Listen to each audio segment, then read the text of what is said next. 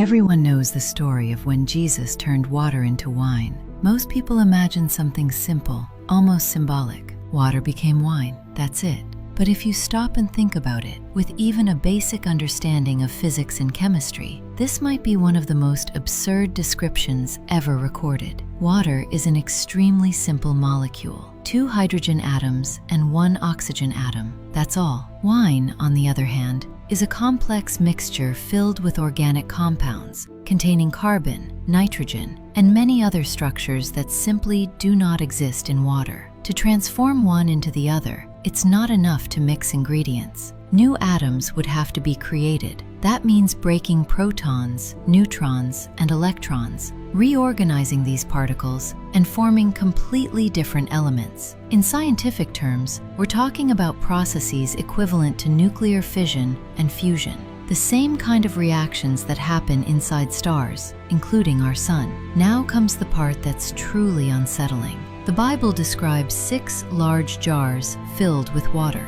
If you calculate the volume and estimate the energy required to convert all that water into wine, the number becomes surreal. It would be comparable to the energy produced by hundreds of billions of stars in the Milky Way in a single day. And yet, the biblical text describes it as something natural, effortless, without any apparent energy consumption. Science can understand the theoretical process of what would need to happen there. What it cannot explain is where that energy would come from, because according to the laws of the universe as we know them, this simply should not be possible, unless the one executing the process was not limited by those laws.